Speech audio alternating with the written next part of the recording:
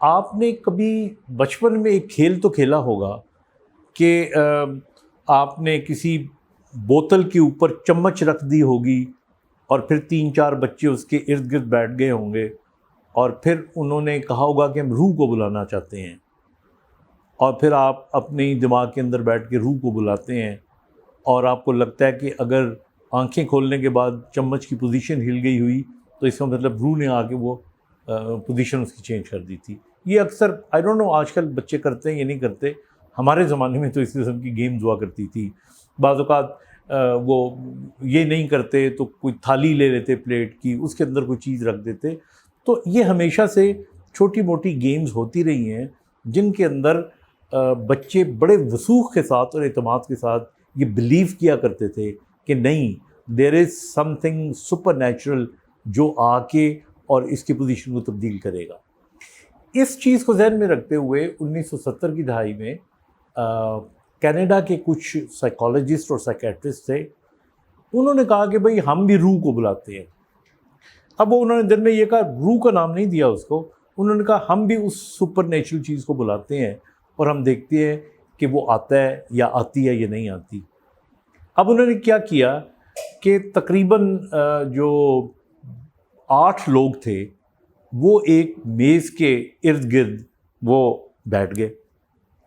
بیٹھنے کے بعد انہوں نے آنکھیں بند کر لیں اور انہوں نے پہلا کام یہ کیا کہ انہوں نے کہا کہ ہم اپنے اندازے کے مطابق جس کو ہم بلانا چاہتے ہیں اس کا تشخص بناتے ہیں اپنے ذہن کے اندر اور اس کا ایک نام رکھتے ہیں۔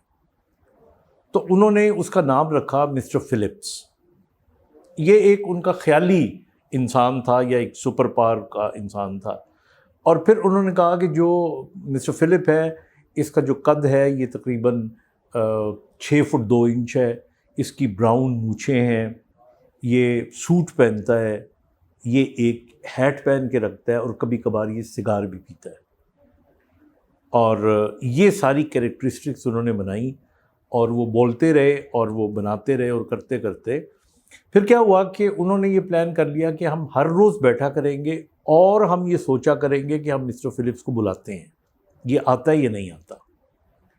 اب انہوں نے یہ کام کرنا شروع کر دیا، بیکاز تجربہ تھا، they always do experiments, research work تھا۔ تو انہوں نے دیکھا کہ وہ اپنے دل میں جب کہا کرتے تھے کہ mister Philip come and show us that you are there, ہمیں بتاؤ کہ تم آ گئے ہو، تو ایک بات انہوں نے یہ نوٹ کی کہ مسٹر فلپ تو نہیں آیا، لیکن وہ جو 8 لوگ بیٹھے ہوئے تھے ان کے دماغ آپس میں کنیکٹڈ ہو گئے۔ یعنی اگر ایک یہ سوچ رہا تھا کہ مسٹر فلپ اس لیے نہیں آیا کہ ہو سکتا ہے ہم صحیح طریقے سے بلا نہیں رہے، تو سب کو پتہ چل جاتا کہ کوئی اس طرح سوچ رہا ہے۔ اسی طرح کوئی اور اس کے بارے میں کوئی بات کرتا تو وہ پوچھتے مسٹر فلپ سے کہ تم بتاؤ اس وقت ہم میں سے تمہارے بارے میں کون سوچ رہا ہے، یا مختلف وہ باتیں کرتے رہتے۔ اس کے بعد کیا ہوا کہ جب 12-14 دن گزر گئے تو ان کی سوچ متجسم ہوتی گئی، یعنی فوکسڈ ہوتی گئی۔ تو ایک دن انہوں نے جب کہا کہ mister Philip we know that you are there, that means that they believe that he is there, اور اگر تم ادھر ہو تو ہمیں کوئی نشانی بتاؤ کہ تم ادھر ہو۔ تو انہوں نے کیا دیکھا کہ ان کو سگار کی اسمیل آئی، جبکہ اس کمرے میں کوئی سگار یا سگریٹ نہیں پی رہا تھا۔ اینڈ دین وہ ختم ہو گئی، انہوں نے آنکھیں کھول لی، آپس میں باتیں کی اور ایوری بڈی سیڈ کہ جی ہمیں فیل ہوا ہے کہ ہمیں اسمیل آئی ہے، بیکاز ان کا بلیف اتنا اسٹرانگ تھا کہ مسٹر فلپس ہے اور آ گیا ہے۔ اگلے دن انہوں نے مسٹر فلپس کو کہا کہ بھئی ہمیں پتہ ہے اب تم ہو، تم ہمارے دوست ہو، اور تم آ کے اپنی پریزنس شو کرو کہ میز کے اوپر یوں کر کے دکھاؤ میں۔ تو انہوں نے کیا دیکھا کہ سب نے میز کے اوپر کسی کو یہ کرتے ہوئے سنا ہے، اور جب یہ سنا تو وہ اور زیادہ یعنی ان کی سرپرائز کی انتہا ہو گئی۔ اور پھر یہ سلسلہ چلتا رہا، وہ مسٹر فلپ سے مختلف سوال کرتے اور مسٹر فلپ ان کو جواب دے دیا کرتا تھا اور جواب ایکوریٹ ہوا کرتا تھا۔ لیکن ایک چیز تھی کہ 8 لوگوں کا برین جس طرح ایک برین بن گیا ہو، اور کسی ایک شخص کی انفارمیشن جو تھی وہ جب مسٹر فلپ سے پوچھی جاتی تو وہ تمام کے دماغوں کے اندر انفارمیشن آ جایا کرتی تھی. آپ حیران ہوں گے کہ ایک کتاب ہے جس کا نام ہے مائنڈ ویوز، اور اس کے اندر یہ واقعہ لکھا ہوا ہے، اور وہ یہ بتاتے ہیں کہ انہوں نے بعد میں ایک ٹیلی ویژن شو بھی کیا جس کے اندر مسٹر فلپس آیا. اس نے صرف ٹیپی کی آواز بھی نہیں آئی بلکہ ایک میز بھی اٹھا کے دکھا دیا. پھر اس کے بعد کیا ہوا کہ ایک جو ان میں سائیکالوجسٹ تھا وہ بیمار ہو گیا.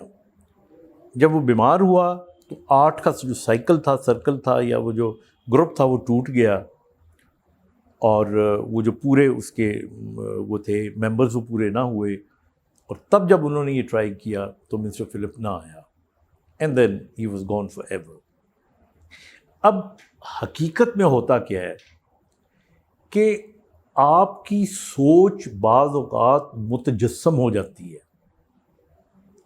اگر آپ اس حد تک سوچنا شروع کر دیں، یقین کرنا شروع کر دیں کہ یہ چیز ہے، تو آپ کو میں یقین دلاتا ہوں کہ وہ چیز ویسی ہو جاتی ہے.